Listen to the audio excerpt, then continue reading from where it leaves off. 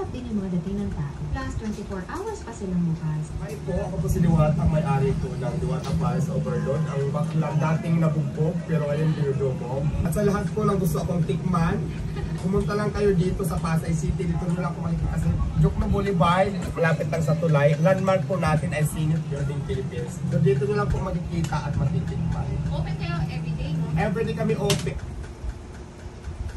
After shift, tara punta natin sa Diwata. Kaya tayo pares. Morning! So after shift, di pa ako naantok. Day off ng asawa ko. Papunta tayo ngayon sa Diwata Pares sa may Jokno Boulevard sa may Pasay. So pupuntahan natin yung famous na kainan ni Diwata. So kung hindi nyo kilala si Diwata, ito siya.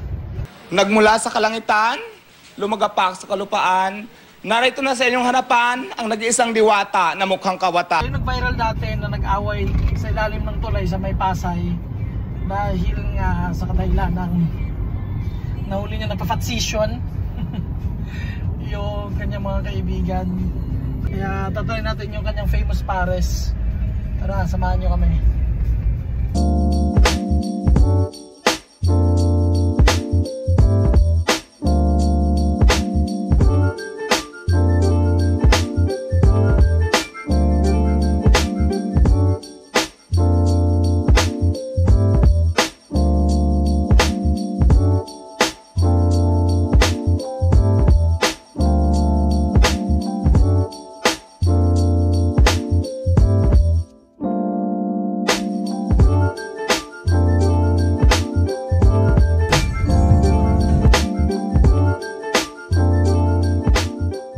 Dito na kami. Tara na, puntahan na natin si Diwata kung nandyan siya.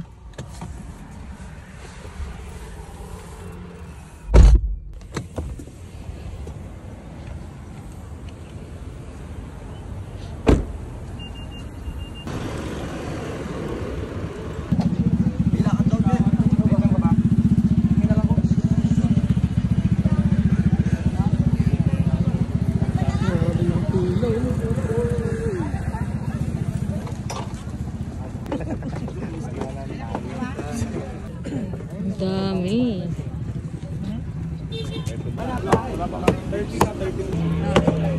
Ano yung overload mo?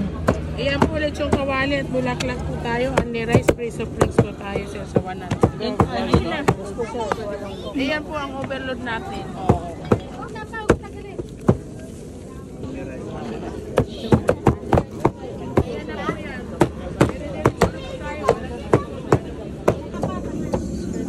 Si Diwata ko yan?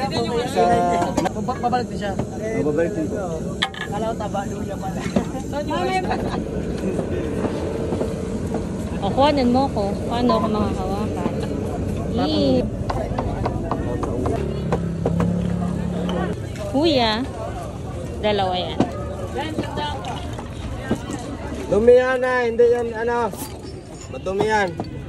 Madumi.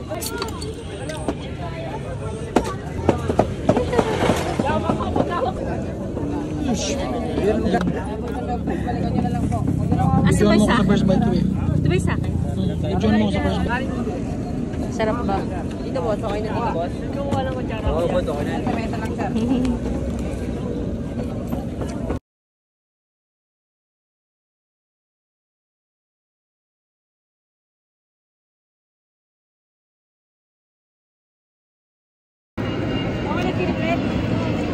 Sulit na sulit yung pares si Diwata.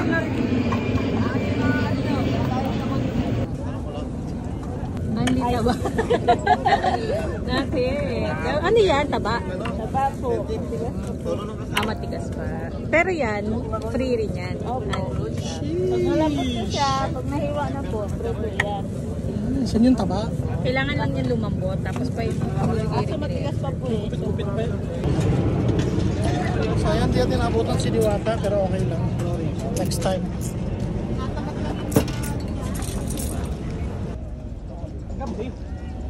sama natin sila IB.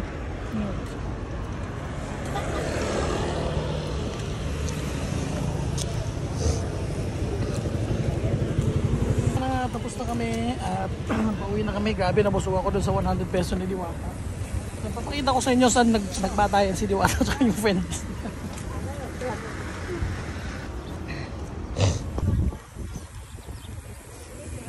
So ito yung tulay ng Jokno Boulevard kung saan nag-trending sa Diwata at dito sila nag-aaway. So possible dito sila or doon sa may bandang ilalim sila nag-aaway. So kaya ayun. Ayan, super sulit naman yung pagkain dito. Kaya babalik kami. We'll see you Diwata. So ayun na nga. Super nabusog kami sa Pares ni Diwata. Grabe, hindi nga lang namin siya naabutan. Kasi busy daw siya. Pumunta yata sa kanyang kaharian. So next time na lang. So sabi ko, mas maganda pupunta kayo dito ng super aga or gabi siguro. Kahit maraming tao, okay lang kaysa ng ganitong oras na like 8 AM na. Init. Sobrang init at mahirap makahanap ng upuan. So yun yung tip ko. Punta kayo dito like early morning around 5 to 6 AM siguro, 7 pwede pa. Pero yung mga 8 na kasi ako, 7 kasi out ko. So dumiretso kami dito. Mahaba na rin yung pila. At sulit na sulit yung Pares niya, overload 100 pesos, may only rice na, may drinks na siya, so may stub na ibibigay sa inyo for the drinks. And then only taba rin siya, mix na yung Pares, lechon Pares saka yung chicharong bulaklak. Kaya sa 100 pesos super good deal. So i-rate ko siya siguro mga 8 or 9 out of 10 or 8 siguro kasi ay syempre di ko pa naman natin tikpan yung ibang mga Pares pa dito. So ayun, for me masarap siya. So ayun lang, overall naman nag-enjoy naman kami. Yun nga lang, medyo mahirap lang yung upuan. Dapat madiskarte ka para makaupo ka at makakain ka ng maayos kasi ngayon nga walang upuan, limited lang. So ayun guys, thank you so much for watching and see you around.